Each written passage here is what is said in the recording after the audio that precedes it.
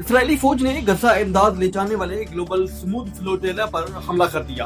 اسرائیلی بحریہ نے global smooth flotilla کی کئی کشتیوں پر دھاوا بول کر تحویل میں لے لیا، جس کے بعد جہاز اور کشتیوں میں سوار افراد کو حراست میں لے کر اسرائیلی پورٹ منتقل کر دیا۔ اسرائیلی وزارت خارجہ کے مطابق حراست میں لیے گئے افراد میں معروف سویڈش ماحولیاتی کارکن گریٹا تھنبرگ بھی شامل ہے۔ وزارت خارجہ نے ویڈیو بھی جاری کر دی۔ اسرائیلی حکام کے مطابق اسرائیل پہنچنے کے بعد تمام گرفتار کارکنوں کو ملک بدر کر دیا جائے گا۔ فلوٹیلا کے منتظمین کے مطابق اسرائیلی اہلکار قافلے میں شامل ایک جہاز میں داخل ہو گئے ہیں اور تمام ارکان کو اسرائیلی فوجیوں نے حراست میں لے لیا ہے۔ فلوٹیلا پر موجود افراد کے مطابق اسرائیلی فوج نے الما اور سائرس نامی کشتیوں کو گھیر لیا ہے۔ اس سے قبل گلوبل سموتھ فلوٹیلا کے منتظمین نے اعلان کیا تھا کہ انہوں نے اپنے جہازوں پر ہنگامی حالت نافذ کر دی ہے۔ اسرائیلی بحریہ کی جانب سے جاری کی گئی ویڈیو میں اسرائیلی فوج کی جانب سے فلوٹیلا کو ریڈیو کے ذریعے خبردار کرتے ہوئے دکھایا گیا ہے۔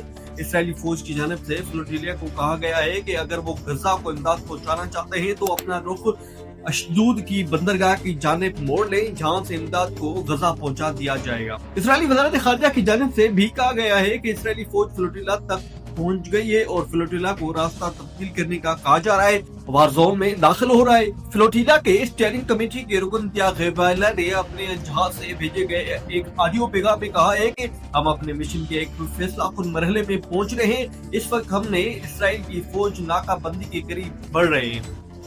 انہوں نے مزید کہا کہ اسرائیلی جہازوں کی ایک بڑی تعداد یہاں موجود ہے جو اسرائیلی وزارت خارجہ اور میڈیا کے ان اطلاعات سے مطابقت رکھتی ہے جن میں کہا گیا ہے کہ آج رات ہمارے اس مشن کو غیر قانونی طور پر روکا جائے گا، حالانکہ ہمارا مقصد محاصرہ توڑنا اور ایک انسانی راہداری قائم کرنا ہے۔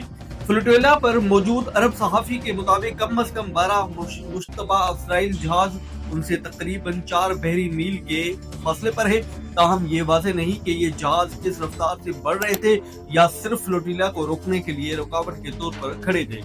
عرب میڈیا کے مطابق اس سے قبل گلوبل سموتھ فلوٹیلا نے اپنی ویب سائٹ پر بتایا ہے کہ بیڑا اس وقت غزہ سے 118 بحری میل کے فاصلے پر ہے، جو اس مقام سے صرف 8 میل دور ہے جہاں جون میں امدادی جہاز میڈلین پر اسرائیلی فوج نے قبضہ کر لیا تھا۔ ترک خبر رساں ادارے سے فلوٹیلا کے ایک جہاز پر موجود کارکن زین العابدین اوز خان نے بتایا ہے کہ رات بھر فلوٹیلا کے اوپر ڈرونز کی پروازیں جاری رہی اور صبح تقریباً 5 بجے فلوٹیلا میں شامل الما نامی مرکزی کشتی کے جی پی ایس اور انٹرنیٹ سسٹم پر سائبر حملہ کر کے اس سے رابطہ منقطع کر دیا۔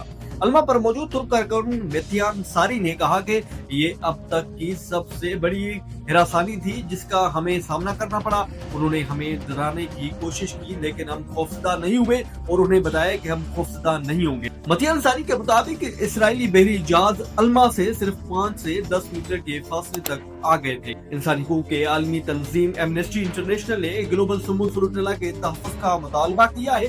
ایمنسٹی انٹرنیشنل کے ایک بیان میں کہا گیا ہے کہ ریاستوں کی مسلسل بے عملی نے دنیا بھر کے کارکنوں کو مجبور کیا ہے کہ وہ محاصرہ توڑنے کے لیے پرامن اقدامات کریں۔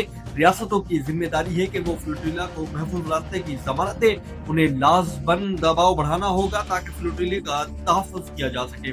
اسرائیل کی جانب سے فلسطینیوں کی نسل کشی کا خاتمہ ہو اور اس کا غیر قانونی محاصرہ ہمیشہ کے لیے ختم کیا جائے۔ خیال رہے کہ غزہ کی جانب جانے والے اس فلوٹیلا پر سابق سینیٹر مشتاق احمد خان بھی موجود ہیں۔ واضح رہے کہ گلوبل سموتھ فلوٹیلا میں 40 سے زائد کشتیوں پر سوار تقریباً 500 افراد شامل ہیں، جس میں مختلف ممالک کے اراکین پارلیمنٹ، وکلاء اور سماجی کارکنان شامل ہیں، جن میں معروف سویڈش ماحولیاتی کارکن گریٹا تھنبرگ بھی شامل ہے۔ یہ گلوبل سموتھ فلوٹیلا ادویات اور خوراک لے کر اسرائیلی ناکہ بندی کو توڑتے ہوئے غزہ پہنچنے کی کوشش کر رہی ہے تاکہ غزہ کے نہتے اور بھوک پیاس سے نڈھال شہریوں کو مرنے سے بچایا جا سکے۔